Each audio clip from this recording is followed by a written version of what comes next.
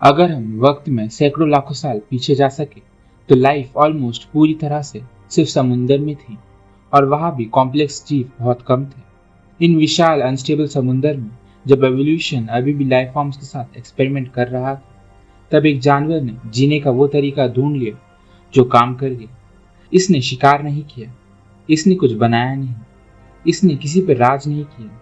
इसकी खामोश मौजूदगी धरती के किसी भी और जानवर से ज्यादा लंबे समय से टिकी हुई है, और वो जानवर है जेलीफिश। फॉसिल एविडेंस दिखाता है कि जेलीफिश जैसा जानवर कम से कम 500 मिलियन साल पहले से मौजूद है। कुछ रिसर्च तो ये भी दिखाती है कि इनका वंश शायद 700 मिलियन साल पुराना हो सकता है, जो इन्हें उन पहले जानवरों में गिनता है जिनके पास ट्रू टिश्यू थे। ये डायनासोर से बहुत पहले की बात है, मछलियों का जबड़े आने से भी पहले, यहाँ तक कि पेड़ पौधों के जमीन पर आने से भी पहले। जेलीफिश के फॉसिल्स मिलना बहुत रेयर है, इसलिए नहीं कि ये कम थे, बल्कि इसलिए क्योंकि इनकी बॉडी ऑलमोस्ट पूरी तरह से सॉफ्ट टिश्यू से बनी होती है। ये अपने पीछे कोई निशान नहीं छोड़ती, लेकिन फिर भी कुछ रेयर कंडीशंस में इनकी नाजुक बॉडी पत्थरों में कैद हो गई। एक धुंधला सा लेकिन पावरफुल सबूत कि जब एनिमल लाइफ शुरू हो रही थी तब ये वहां पे मौजूद थे। प्राचीन समुद्र स्टेबल नहीं थे। जियोलॉजिकल एविडेंस बताता है कि उस वक्त इन्वायरमेंट बहुत वॉलेटाइल था। ऑक्सीजन लेवल हमेशा फ्लक्चुएट करते रहते थे, और वाटर केमिस्ट्री जैसे पीएच और टेम्परेचर बार बार बदल रहा था। इस इन्वायरमेंट में कॉम्प्लेक्सिटी एक डिसएडवांटेज बन गई थी। बायोलॉजिकल टर्म्स में कहे तो कॉम्प्लेक्स बॉडी का मेटाबॉलिक कॉस्ट बहुत हाई था। एक कॉम्प्लेक्स ब्रेन और मस्कुलर सिस्टम को मेंटेन करने के लिए कांस्टेंट एनर्जी और स्पेसिफिक इन्वायरमेंटल कंडीशंस चाहिए थे। जब इन्वायरमेंट अनस्टेबल हुआ तो इन कॉम्प्लेक्स ऑर्गेनिजम्स का एनर्जी बैलेंस बिगड़ गया और वो एक्सटिंक्ट हो गए। लेकिन जेलीफिश का सर्वाइवल मैकेनिज्म अलग था। इन्होंने कॉम्प्लेक्स ऑर्गन्स को डेवलप करने के बजाय सिंपल एफिशिएंसी पर रिलाई किया। जेलीफिश के पास सेंट्रलाइज्ड ब्रेन या हाई मेंटेनेंस ऑर्गन नहीं था। इसका फायदा ये हुआ कि इनकी बॉडी की एनर्जी डिमांड बहुत कम थी। जब ऑक्सीजन लेवल गिरे तो कम मेटाबॉलिज्म होने की वजह से इस पर कोई असर नहीं पड़ा। बदलाव से लड़ने की बजाय इसकी फिजियोलॉजी ने बदलाव को अडॉप्ट कर लिया। जहाँ कॉम्प्लेक्स जानवर स्ट्रगल कर रहे थे, जेलीफिश अपनी लो एनर्जी रिक्वायरमेंट की वजह से सरवाइव कर गए। इनकी बनावट के हिसाब से जेलीफिश बहुत सिंपल लगते हैं, लेकिन ये बायोलॉजिकली हाईली एफिशिएंट है। इनके पास कोई सेंट्रलाइज्ड ब्रेन नहीं होता, इसके बजाय इनके पास एक डिसेंट्रलाइज्ड नर्व नेट होता है जो इन्वायरमेंटल चेंजेस जैसे लाइट, केमिकल और टच को डिटेक्ट करके रिफ्लेक्सेस ट्रिगर करता है। इन्हें हार्ट या ब्लड की जरूरत नहीं होती, क्योंकि इनकी ब्लड वॉल इतनी थिन होती है कि ऑक्सीजन और न्यूट्रिएंट्स सीधा पानी से सेल्स में एंटर कर जाते हैं। इस प्रोसेस को डिफ्यूजन कहते हैं।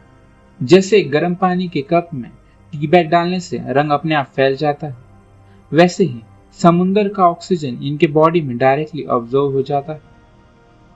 हड्डी की जगह पे ये हाइड्रोस्टैटिक स्केलेटन को यूज करते हैं, यानी पानी के प्रेशर को ही अपना ढांचा बना लेते हैं। एक जेलीफिश ऑलमोस्ट 95% पानी है, लेकिन ये हार्मलेस नहीं होते। इनके टेंटिकल्स में थाउजेंड्स ऑफ स्पेशलाइज्ड सेल्स होते हैं जिन्हें नाइडोसाइट्स कहते हैं। हर नाइडोसाइट्स के अंदर एक लोडेड स्प्रिंग जैसा मैकेनिज्म होता है जो कांटेक्ट होते ही माइक्रोसेकंड्स में न्यूरोटॉक्सिन इंजेक्ट कर देता है। ये प्रिमिटिव नहीं, ये एवोल्यूशनरी मिनिमलिज्म का परफेक्ट एग्जाम्पल है। पिछले 500 मिलियन सालों में धरती ने 5 बड़े मास एक्सटिंक्शन देखे, लेकिन इनमें से एक इवेंट बाकी सबसे ज्यादा खौफनाक है, द परमियन ट्रायसिक एक्सटिंक्शन, जिसे साइंटिस्ट द ग्रेट डाइंग भी कहते हैं। इस वक्त साइबेरियन ट्रैप से इतना ज्यादा वोल्केनो निकला कि पूरा एटमॉस्फेयर का बैलेंस बिगड़ गया। ओशंस गर्म हो गए, पानी से ऑक्सीजन गायब हो गया और समुद्र एसिडिक हो गया। इस वक्त लगभग 90 to 96% मरीन स्पीशीज धीरे धीरे मिट गए। ट्रिलोबाइट्स जो समुद्र के राजा थे हमेशा के लिए गायब हो गए। बड़े प्रेडिटर्स, कॉम्प्लेक्स फिश, सबका दम घुट गया। लेकिन इस डेड जोन में जहाँ सांस लेना नामुमकिन था, जेलीफिश न सिर्फ जिंदा बचे बल्कि उनकी पॉपुलेशन बूम कर गई, क्योंकि जेलीफिश को कोई कॉम्प्लेक्स मसल चलाने के लिए हैवी ऑक्सीजन नहीं चाहिए। जब प्रेडेटर्स मरे तो जेलीफिश के लिए मैदान साफ हो गया। उन्होंने खाली हुए समुद्र को फिर से भर दिया। लेकिन सर्वाइवल सिर्फ एक्सटिंक्शन से बचना नहीं, एक खास स्पीशीज है जिसने वक्त को भी मात दे दी है। इसका नाम है टेराटोप्सिस डोरनी। इसके पास एक बायोलॉजिकल सुपर पावर है जिसे साइंस में ट्रांस डिफरेंशिएशन कहते हैं। नॉर्मल लाइफ साइकिल में एक जेलीफिश बचपन पल्प स्टेज से बड़ा होकर एडल्ट बनता है और फाइनली मर जाता है। लेकिन टेराटोप्सिस अलग है। जब ये इंजर्ड होता है या खाना कम पड़ जाता है तो ये मरता नहीं, ये अपने सेल्स को रिप्रोग्राम कर लेता है और वापस अपने पल्प स्टेज में चला जाता है। ये वैसा ही है जैसे तितली वापस कैटरपिलर बन जाती है। ये प्रोसेस बार बार रिपीट हो सकती है, लेकिन याद रखिए इमॉर्टलिटी का मतलब इनविंसिबिलिटी नहीं है। कोई प्रेडेटर इन्हें खा सकता है या कोई बीमारी इन्हें मार सकती है, लेकिन अगर कोई डिस्टर्बेंस ना हो तो इनके पास ओल्ड एज से मरने का कोई बायोलॉजिकल कारण नहीं है। आज हमारे समुद्र तेजी से बदल रहे हैं। वो गर्म हो रहे हैं, ज्यादा एसिडिक हो रहे हैं, लेस स्टेबल हो रहे हैं। ओवरफिशिंग के कारण जेलीफिश के प्रेडेटर्स खत्म हो रहे हैं। पोल्यूशन इकोसिस्टम को सिंपल बना रहा है। देखा जाए तो आज के मॉडर्न ओशंस अब वैसे ही लग रहे हैं जैसे उस वक्त थे जब जेलीफिश इवॉल्व हुए थे। जेलीफिश को इंट्रूडर्स या घुसपैठिए नहीं हैं, ये परफेक्टली अडेप्टेड सर्वाइवर्स हैं जो अपने पुराने घर में वापस जा रहे हैं। ये हमें एक ऐसे सवाल पर ले आता है जो सुनने में साइंस फिक्शन लगता है लेकिन बायोलॉजी में ग्राउंडेड है। क्या जेलीफिश हमारी सोच से ज्यादा बड़े हो सकते हैं? एग्जाम्पल के तौर पर कुछ मॉडर्न स्पीशीज जैसे कि लायंस मेन जेलीफिश डायमीटर में 2 मीटर तक बड़े हो सकते हैं और उनके टेंटिकल्स 30 मीटर से भी लंबे हो सकते हैं। जमीन के जानवर के विपरीत जेलीफिश को हड्डियां या ग्रेविटी नहीं रोकती। पानी उनके मास को सपोर्ट करता है। जेलीफिश की ग्रोथ डिपेंड करती है पानी की टेम्परेचर पर और न्यूट्रिएंट्स की मात्रा पर, और आज ह्यूमंस की वजह से ये फैक्टर्स बदल रहे हैं। क्लाइमेट चेंज समुद्र को गर्म कर रहा है जो मेटाबॉलिज्म तेज करता है। एग्रीकल्चरल रन ऑफ समुद्र में न्यूट्रिएंट्स डाल रहा है जो जेलीफिश का खाना बढ़ाता है, और ऑक्सीजन लेवल फिर से गिर रहे हैं जो मछलियों को मारता है, लेकिन जेलीफिश के लिए कंपटीशन खत्म कर देता है।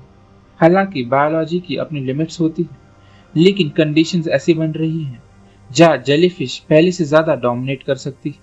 ये अचानक नहीं हो, ये ड्रामेटिकली नहीं हो, लेकिन धीरे धीरे चुपचाप ये बढ़ता रहेगा। जेलीफिश हमारे प्रोग्रेस के आइडिया को चैलेंज करता है।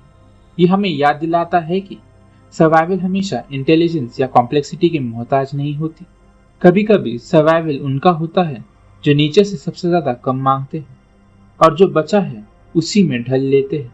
500 मिलियन साल पहले जेलीफिश को जीने का एक तरीका मिल गया और धरती ने आज तक उन्हें कोई वजह नहीं दी है इसे बदलने की।